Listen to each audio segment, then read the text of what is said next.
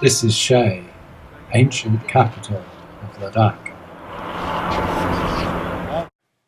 This is Dragon Country. Welcome to Druk Permakalpo School, Druk White Lotus School.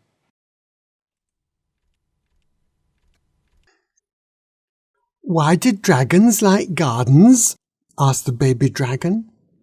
I'll tell you, said the green dragon of Shey. It's because we love snowy mountains. Nothing is better than swooping from the sky, whooshing with the wind, rolling in snow and dancing in thunderstorms.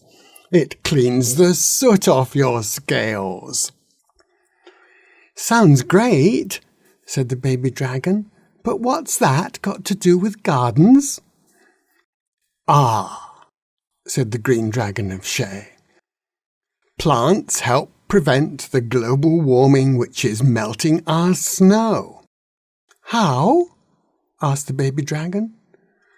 Well, said the green dragon, all our friends have mobile phones, so we can speak to dragons around the world, and they say humans are causing the problem.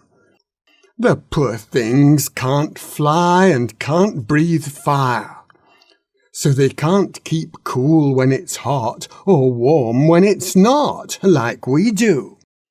So they cut down trees and burn oil and fill the air with CO2. Then the sun melts our ice. It's terrible. You must do something, said the baby dragon. I better had, said the green dragon of Shey. So he went to speak to the wise old dragon. Having always been old and having always been wise, the wise old dragon was pleased to speak to the young dragons who had always been young. So they all grumbled together about hot sun and melting snow. You're right, droned the wise old dragon. Things are so much worse now. Once upon a time, every dragon had a private cloud. Tonight, so many of us will have to sleep in deserts that people are calling us the dusty dragons. Dust gets between your scales and makes you itch. It's horrible. What can we do to stop humans wrecking the planet? Asked the young dragons. Give them a scare, laughed the wise old dragon. Whoopee, yelled the young dragons. How do we do it? With claps of thunder, said the wise old dragon. Whoopee, whoopee, whoopee, said the young dragons. But I don't make thunder, said the wise old dragon. That's a job for naggers, and you'll have to give them presents if you want a thunderstorm. What can we give them? Asked the young dragons. Either jewels or chocolate, said the wise old dragon. But chocolate is bad for their teeth, so give them jewels. How do we get jewels? Asked the young dragons. You look for them. I once spent 1,000,000 years collecting rubies and emeralds. Now it's getting so warm that you lot are becoming lazy. I can see a time when you won't even breathe fire to keep warm. You must go on a jewel hunt. So the young dragons went to search the mountains for treasure. It was slow work, but fun. and they were soon flapping about with fistfuls of gemstones. And those who couldn't find gems collected flowers. The next job was to find the Naga king. This was done by choosing a grassy meadow beside a great lake and using it to make a mandala pattern with gemstones and flowers. When the Naga king heard about this, he couldn't resist going to have a peep. Living at the bottom of a lake can be gloomy, and Nagas yearn for bright colours. When his head popped out of the lake, the oldest young dragon called out, "Can we speak to you for a minute?" "What do you want?" the Naga king grumped. "Thunder and lightning," they told him. "Ladakh doesn't need any more lightning. It's being modernized and there are electric lights everywhere," he said. "But we need thunder," said the young dragons.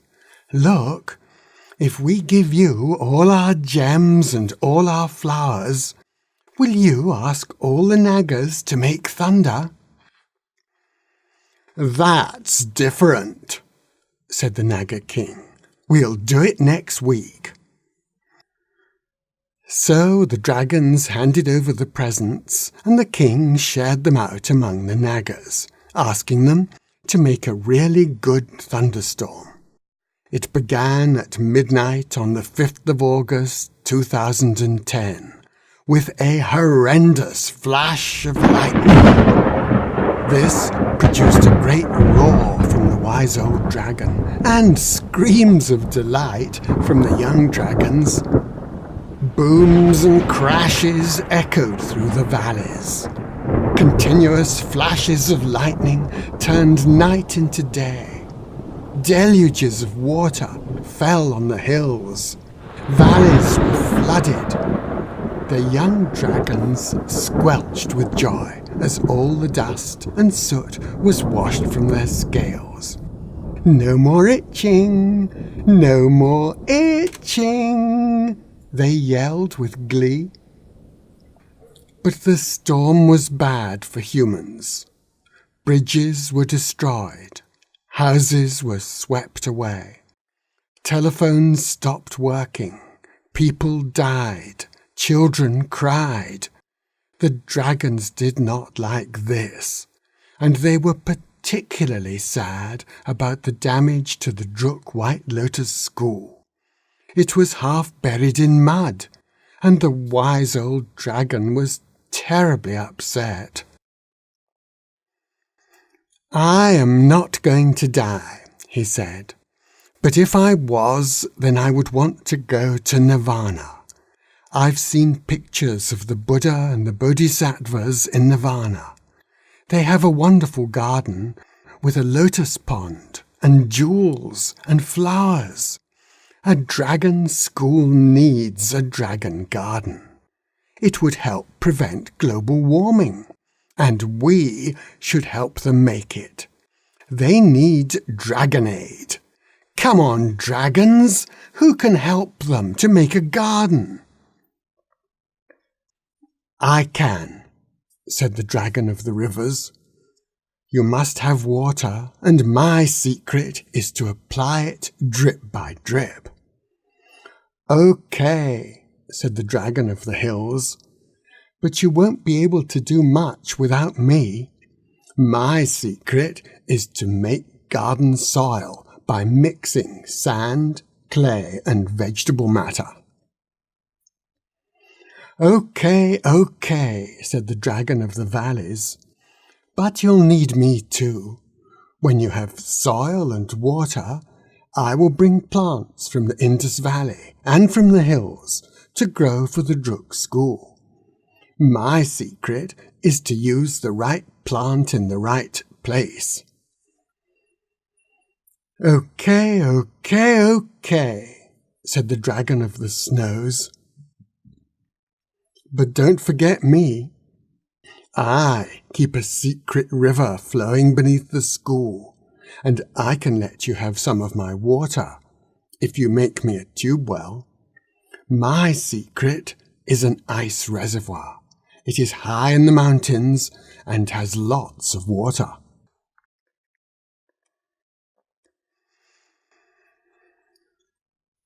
The 4 dragons agreed to work together sometime, but decided to have a long sleep before doing anything. Just as they were dozing off, a great boom was heard high above. "Ah," it said, "have you forgotten me?" It was the wise old dragon of the skies. He'd been about to fall asleep when he had another idea. If dragons do all the work, they will lose their hard-earned reputation for being even lazier than children. We must get children from the Druk school to help make the garden, he said. What can children do? The other dragons muttered. They can put in plants, the wise old dragon said, and they can collect stones for the paths. Look at the Drukpa emblem. It has the 3 jewels of Buddhism, 2 mighty dragons, a Dharma wheel, and a lotus pool. So school children must know about Buddhism and about gardens. The emblem explains that the Buddha set the wheel in motion. It turns once for hearing, once for understanding, and once for learning. Those who follow the Noble Eightfold Path can reach nirvana, the condition of peace beyond desire. Many years later, 2 schoolchildren were walking in the dragon's garden. It was lush, beautiful, rich with fruit, gay with flowers, buzzing with bees and singing with birds. The green dragon of Shey was having an afternoon snooze in the bushes. He opened one portion of one ear and heard a conversation between the children. "What do you want to be when you grow up?" asked the first child. "A landscape architect," said his friend. "Humans must look after the planet as carefully as they look after their gardens. But we also need wild places, and we should mark them on maps, as sailors used to do with the Latin words. Hic sunt dracones. Here be dragons." "Yes, please," said the green dragon of Shey, as he went back to sleep in the shade of the wild roses in the shelter belt on the edge of the Druk garden.